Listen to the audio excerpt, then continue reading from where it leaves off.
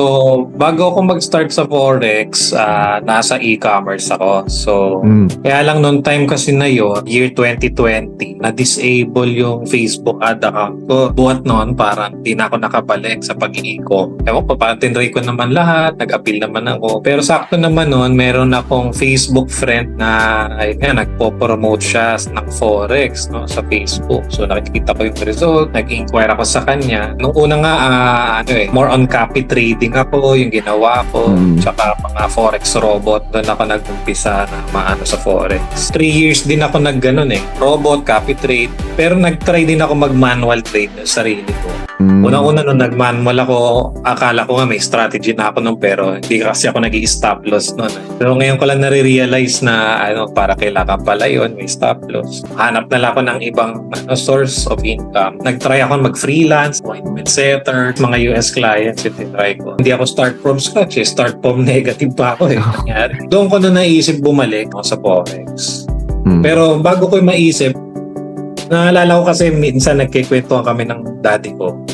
Meron pala kaming relative na nagpo-Forex din. Naalala ko yung conversation namin ng papa ko. Tapos doon ko chinat yung tito ko. Sabi ko, tito, nag-Forex ka rin pala. Tapos yun nga, parang pareho kami na-experience. Nag-search siya sa robot. Pero eventually, doon na niya na-introduce sa akin. Nawalan nga ako ng interest sa Forex. Kasi nga, parang feeling ko, palunan na ako, gano'n. Wala nang pag-asa dyan. Pero yun nga, dahil relative ko naman to, sabi sa akin ng papa ko, di ka lolokohin yan. Sige, bigyan ko ng chance to. Kasi wala naman na akong ano pa ba gagawin ko sa buhay? Kung dumating ako sa point na gano'n, di ko na alam gagawin sa buhay ko. Ang dami ko pang utang. So sabi ko, sige, try ko to. Kasi pag kinompute ko yung bayarin ko, parang eto lang yung nakikita kong way out So, sabi ko, wala talaga akong choice kundi aralin to. Yun, doon na ako nagsimulang magseryoso mag-aral.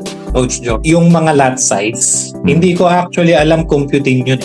Yun yung nagigets ko na kapag nag-buy umangat, panalo ka. Pag sell bumaba, panalo ka. Pero yung actual computation ng lot size tsaka yung mga risk management, hindi ko actually naiintindihan yun. Kumbaga, nanguhula lang ako ng lot size nun Kung nagdadalawang isip ka, siguro start small ka muna.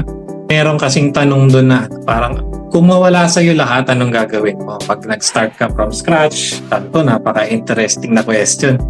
Doon ko na mas naisip na, parang ako ngayon yun nawala lahat sa akin.